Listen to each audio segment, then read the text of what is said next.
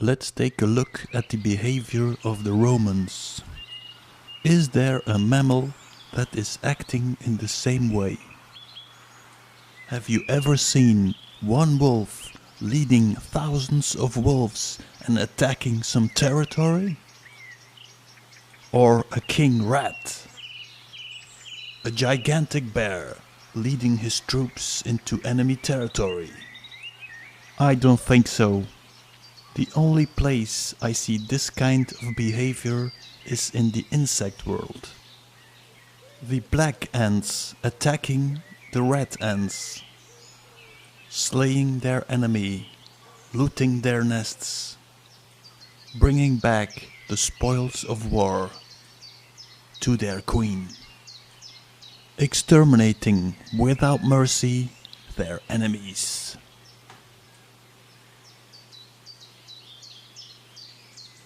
So I thought, let's think insect and observe humanity and history.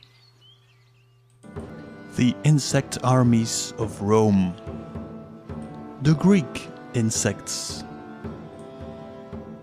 Their helmets even remind me of the Greys. The head of a praying mantis, an insect that will frequently pop up in my investigation.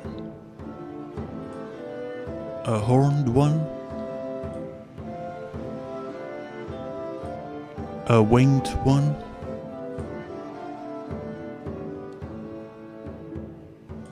in the Middle Ages they dress like ants and beetles.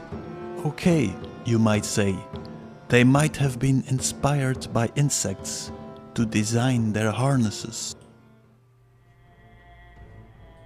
But when you look at Egypt, it starts getting creepier. I was thinking insect and suddenly I started seeing cocoons. The crozier,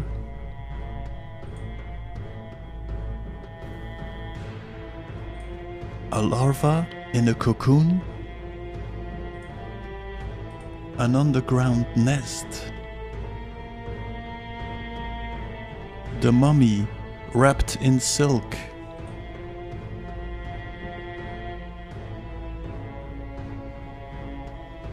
the Egyptians were making themselves ready to go to the afterlife.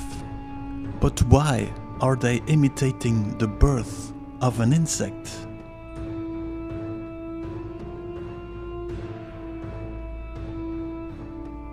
On the sarcophagus you see the image of the winged Isis. Everybody sees them as the wings of a bird. I would make them wings of an insect. Isis, Ishtar, Asherah, the queen of the hive. Let's look again at the cone-headed praying mantis. Isis and Madonna on the Super Bowl. Let's take a look at the ceremony. Madonna arriving with her Greek-Roman insect army. Waving palm tree leaves? No, let's make them insect wings. Sitting on the throne like the queen of the hive. Making ritual moves. So, let's take a look again at the Egyptian image of Isis.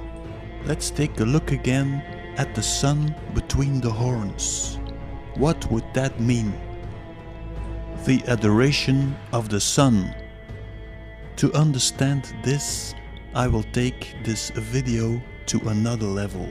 I will explain why humanity suddenly started behaving like an insect.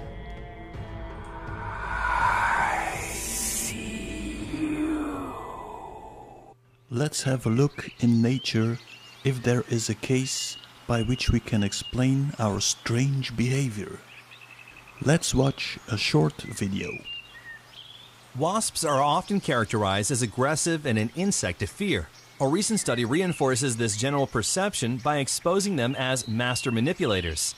Researchers in Japan learned that when it comes to the task of wasps nurturing their young, they make another insect do it. Spiders appear to be the preferred caretakers, and to get them to perform the task in a satisfactory fashion, wasps employ the power of mind control. When it's time for a wasp to release its eggs, it will do so on an arachnid's back. In addition to being saddled with the responsibility of hatching the larvae, the spider is injected with a substance that makes it do the wasp's bidding. That involves building the offspring a comfortable home. The preferred nursery is what's called a resting web, the sort of denizen a spider spins for itself when it's molting and doesn't want to be bothered by incoming food. Further, when the newborns get hungry, it uses the host as a nutrition source, feeding on it until it's sucked it dry. So, the spider normally makes this kind of web. Now it's making this kind of web. The wasp's consciousness has taken over the consciousness of the spider, and now it is using the body of the spider to make a web of its own. Let's take a look at our behavior. We are hunter-gatherers and live in the forest. That provides us of everything we need. Then something happens. Suddenly, like the spider, we start destroying our habitat and start creating a completely new environment.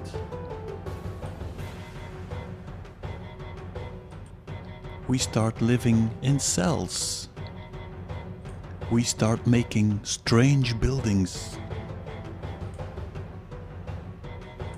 wiring the whole planet, the World Wide Web, creating the weirdest machines.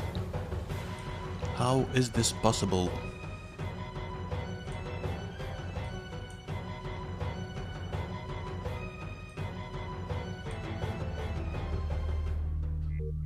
Let's go back to the bigger Earth in the plasma ball. Think of it as a cell, a nucleolus and a membrane, floating in an unknown substance. In the core of the planet is a black substance, an intelligent liquid, responsible for the script of the planet. Maybe you came across the story of black goo, but I will call it, in comparison with the computer, the BIOS code, the consciousness of our Earth. How does an acorn know it has to become a tree? How does a child know at birth it has to breathe? Think of it as a Wi-Fi connection with the BIOS code of the planet. So, at a certain moment, a cell decides to parasite on the cell of our Earth. It attaches to our cell. Then it drills a hole through the membrane. That would make of our Sun the connection point between the two cells. Now the invasive cell will try to take over the consciousness of the attacked cell. How will it do that? Well, it will shoot some BIOS code of its own onto Earth. Now we have a big problem, because now we have two conflicting codes, and the invasive code will try to destroy the local one. Now let's go back to the beginning of the Egyptian culture. The most important temple in Heliopolis was the mansion of the Benben, also known as the Mansion of the Phoenix. In the middle of the temple, in an open courtyard, stood an obelisk, on top of which sat the Benben stone. This was a black conical stone that looked like a small pyramid. Throughout the ages, the original Benben was copied in different forms. According to the Egyptians, the stone literally fell from the sky. The Benben stone was seen as the solidified seed of Atum, the stone of creation. It was on this stone that the phoenix or Bennu bird would return every 12,594 years and place its new egg. At that moment, a new era of mankind was started. The Bennu bird came from the Isle of Fire, the mythical place where the gods were born. So, let's go back to this picture of the two cells uniting, the Vesica Pisces. Throughout history, this image was used for the iconography of the female genitals.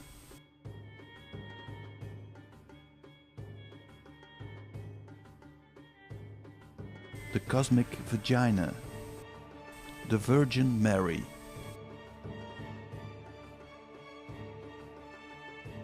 Why the Virgin? Because there was no sexual act. A piece of itself, the Benben stone, was shot into the atmosphere. Next, the Benben stone was called the seed of Atum and put on an obelisk. Now you have the phallus symbol. Next, you put the phallus symbol in the Vesica Pisces and aim it at the sun.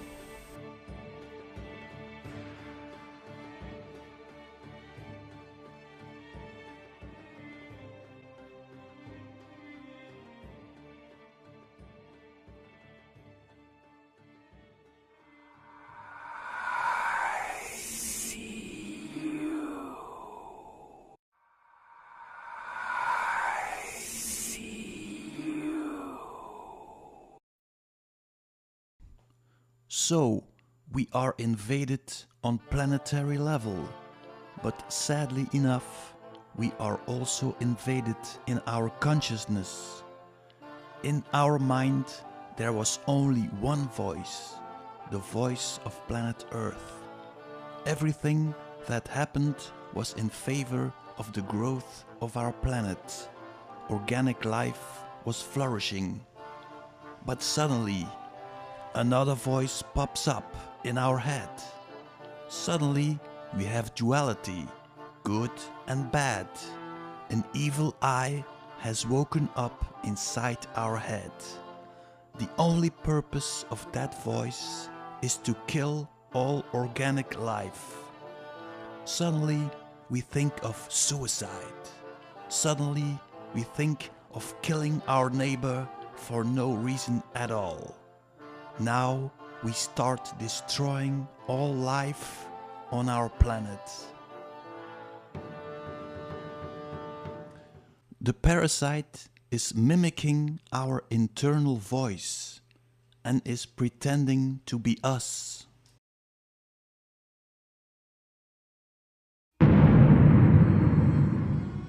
That way it is hiding from our awareness. How do we get rid of this parasite? Let me tell you the story of Ramana Maharshi. In the summer of 1896, Ramana went into an altered state of consciousness, which had a profound effect on him.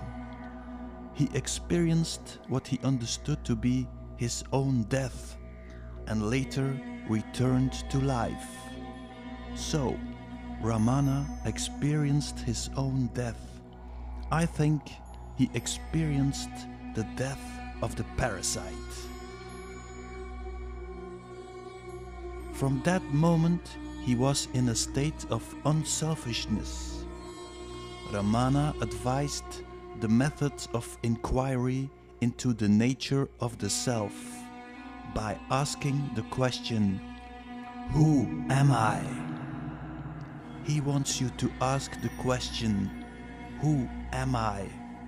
I being the ego. That way he asks the parasite, "Who are you?" thereby exposing it and making it to leave. Because of universal law, the parasite needs our consent to stay here. Therefore, it has to lie to us all the time. The moment you see it, the parasite is out.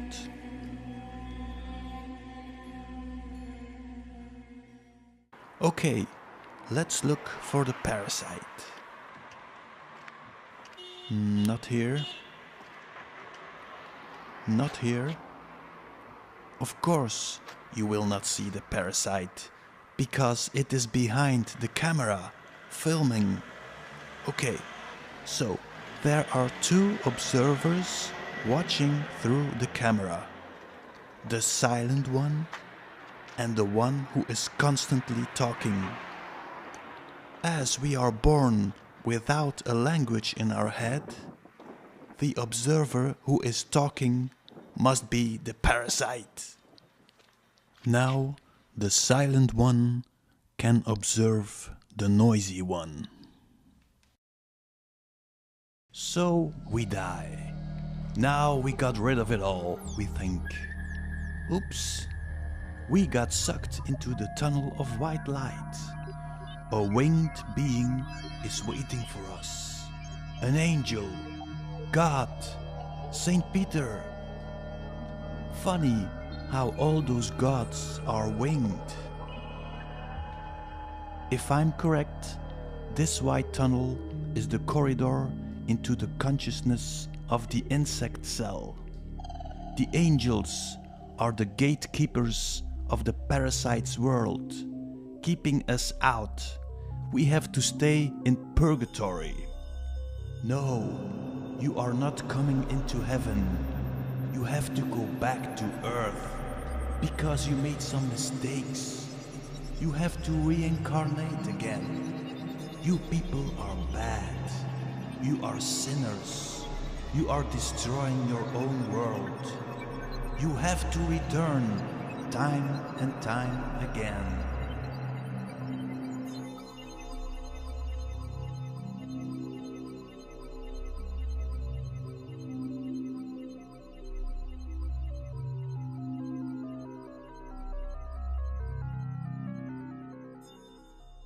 Okay, let's return to the Ben stone and see what Stanley Kubrick has to say about it.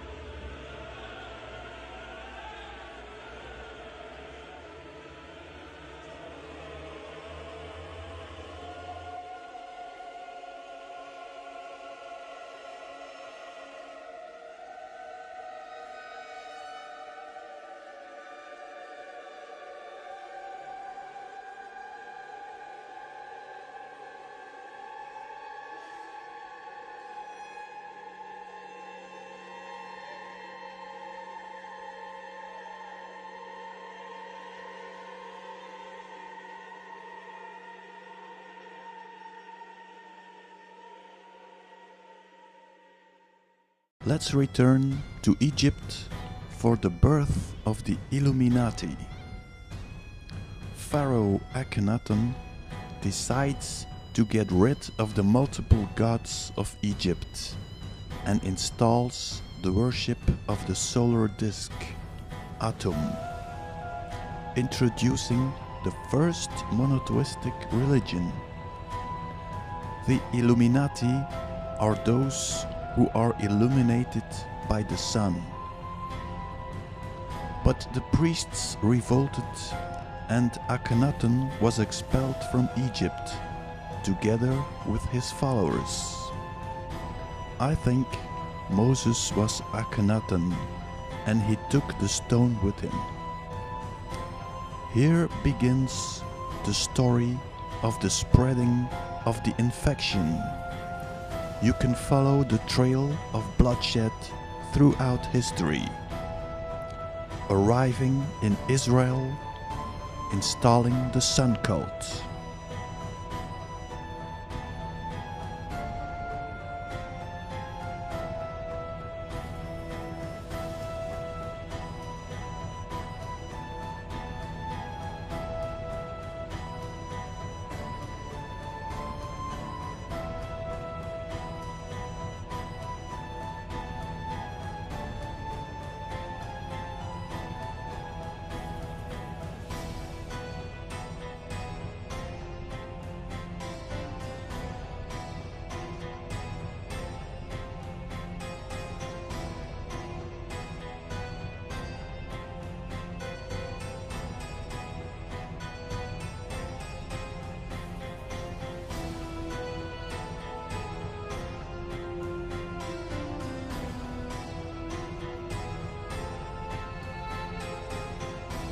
Solomon's temple. We're told about King Solomon's temple.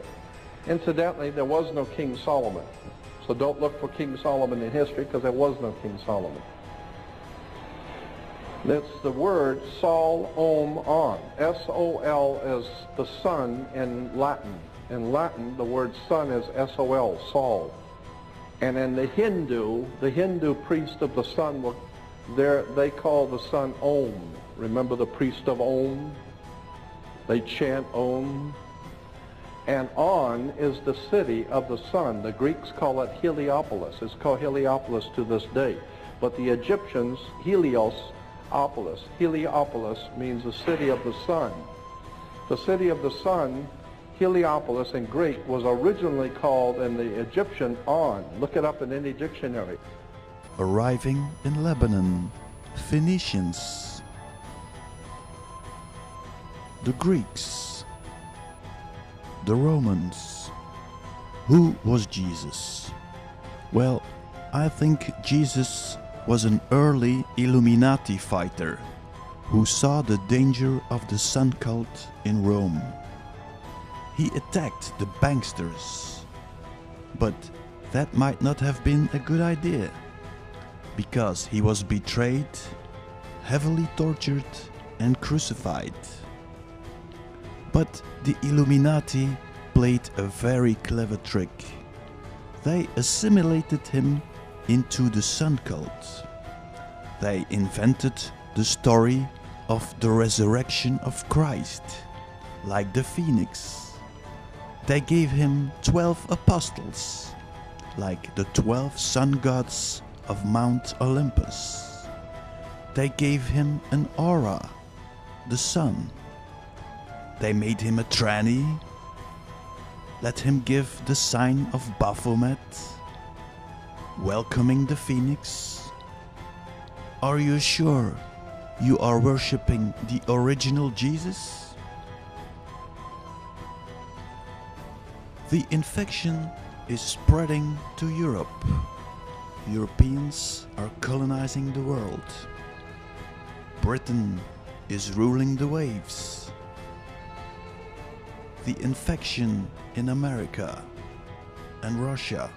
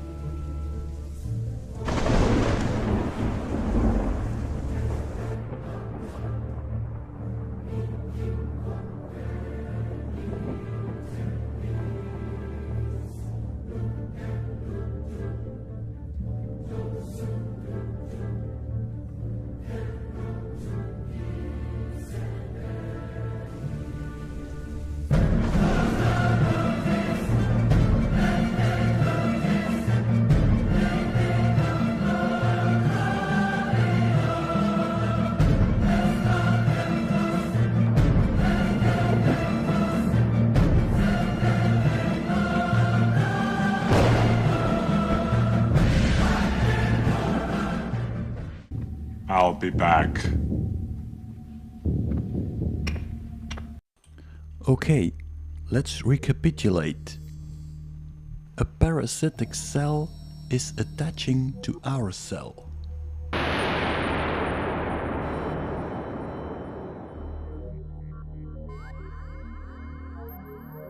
The parasitic cell is shooting some solidified consciousness into our cell.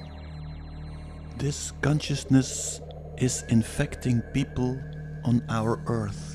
They are now playing the agenda of the parasite. It is communicating through channeling, and it is pumping its technology into Earth. The parasite is an insect with a hive mind. It is presenting itself in many forms, mainly bird-like, because in this form it is recognizable for organic life forms. When the collective consciousness will collapse, the parasite will take over. Therefore, the invader has to traumatize people. So they will finally give in and accept the arrival of the entity. The Illuminati think when their entity will return, they will be sitting on the right hand of their lord. What a joke! They will be eaten like all the rest of us. We live or die together. For thousands of years now, they are trying to pull in their entity. But it will not work. Because as long as even one person is resisting, they cannot enter. And I can assure you, I am not going to give in. And I hope you don't. So here is a little exercise for your subconscious mind.